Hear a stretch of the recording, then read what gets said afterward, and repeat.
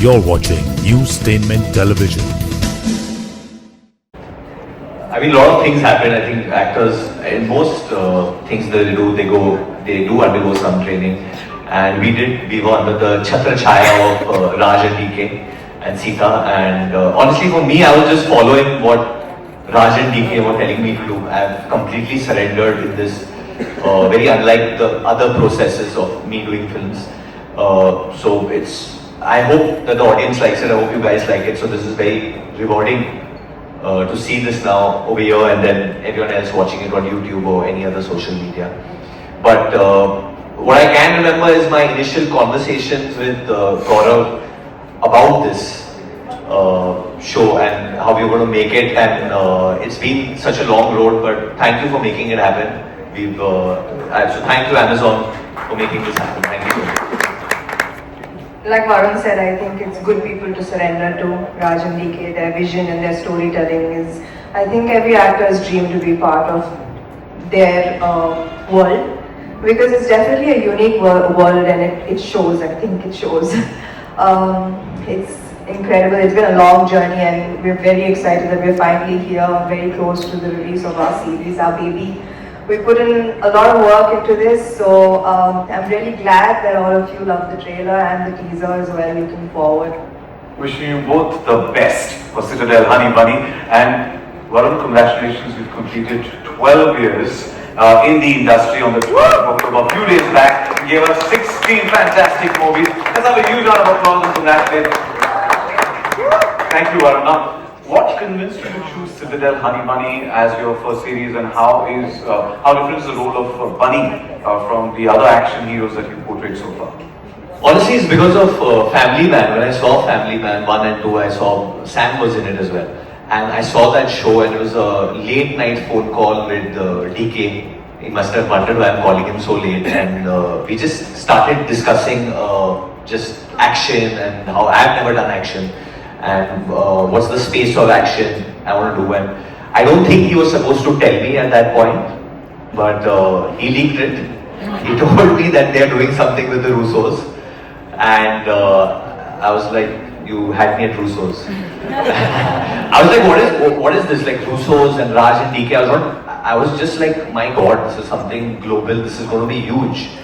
And then I met Raj. And then Raj was like, this can happen, that can happen, we can do this with the character. And I was just like, the possibilities are endless. And in my heart, honestly, I was manifesting and hoping that Samantha will be the actor they'll want with me in this. And I think I said it to you all before you all told me about her. I said, this can be Samantha, right? Thank you. I'd just seen Family Man 2 and I was a fan, and I was like, no, I was a fan and I saw Makhi, honestly.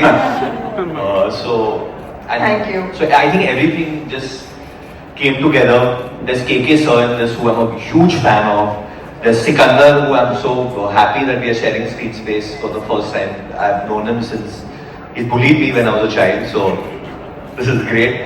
There's Saqib, who I'm very fond of. He's a dear friend. And so many other friends that I've made who are here, who I'm going to introduce you to very soon. So it's just a really, really special universe that we've created. Your manifestation has worked well for you. Samantha, my questions for you. Now, stepping into the shoes of a fierce female spy is no small feat. Now, what were your first thoughts when you were approached for the role of Honey, and what made you decide, yes, I'm going to do this? I mean, from time immemorial, we're just used to, if there is a spy series or a film, it's always a male character at the center of it, doing all the cool action and saying all the cool dialogues and also saving the day, mostly. So I think that what sets this apart is the fact that I get to kick some ass as well. And it's fantastic. So I think that finally, with the series Citadel, to be part of such an internationally connected spy world with connected stories with people like Priyanka Chopra and Matilda, and doing some of the heavy lifting ourselves, it's just an amazing way to represent finally women of society correctly, maybe. Because like I've never worked with any director who's probably who must have scored very well in science, but these two have. Because I remember there was a scene in the climax, it's me and Sake, and a car topples. So we are ready to go, all bloodied up, greased up and all, and suddenly DK comes like, नहीं, ये गाड़ी का angle गलत है. ये 35 degree पे ऐसे होना चाहिए. इसका ये क्योंकि फिजिक्स के हिसाब से ना ये ऐसा नहीं होता, ये ऐसा होता है. All the set guys are like, हाँ साहब आप बोलो पीछे करे आगे, मतलब किसी को समझ में. And I'm just astounded looking at him, and he literally changed the angle of the and this works. I mean, I'm sure both of you have done the background engineers, right? Engineers in a previous life. Both are engineers. So getting that into filmmaking is a very interesting mix. You know, it's a lethal mix, I think. Especially when you're doing stunts, because they have some cheat codes which normal people don't know. There's a good 11 minute one hour. Yeah, it's a very long 1 hour. There's almost 11-minute one shot which me and Sam have done in the climax, you know, which is relentless action. And I was like, how are we going to achieve this? How are we going to do this? And they're like, this camera angle has to be like that. And they would keep retaking it because of a camera angle or because of a certain tilt that they wanted. And it's just amazing. Because I've done action otherwise also now. But I've not seen this process, I've not seen science applied so much to action. So we also had very good... Way before the first Citadel begins, because since the timeline, we are based in the 90s. So this is almost the way everything began, you know, and how the future installments will play out.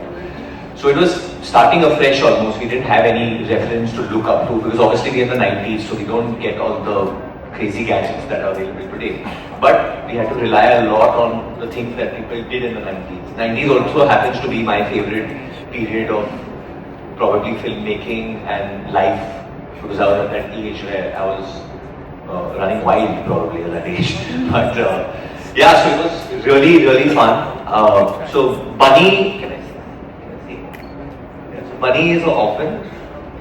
Can you say that? Yeah, sorry. Yeah. I don't know what I can say or no, because He's very much an orphan. yeah, he's an orphan, and KK sir, who plays Baba, obviously you can understand the relationship over there is like a mentor figure for me, and that's how everything unfolds. And you know, and then obviously me and Sam, there's a big Hindi film industry backdrop to our entire series, you know. And like I said, I love the 90s because my father made so many films in the 90s, you know. So I would always come up with suggestions and tell Rajan, why can't you use this song? Why can't you use, you know, a song from Subhash Ghai's film? So we would always keep debating on the music and references of what my character would probably hear at that time, or the kind of Mumbaiya, I think at that time, Pappaiya tone that I would speak in. So I have like two ways I speak. One is the way how Agent Riley speaks, and one is the way how Bunny speaks. Yeah, So- Varun knocked himself out with the impersonation. Yeah. And every time I would use any bad words, Sita would get very upset with me, and she's like, no, you cannot abuse. This is not the tone. I'm not that bad. But yeah, I think he was right about the time travel bit. It is the 90s. We're going back to the 90s. So yeah. This is Newstainment Television.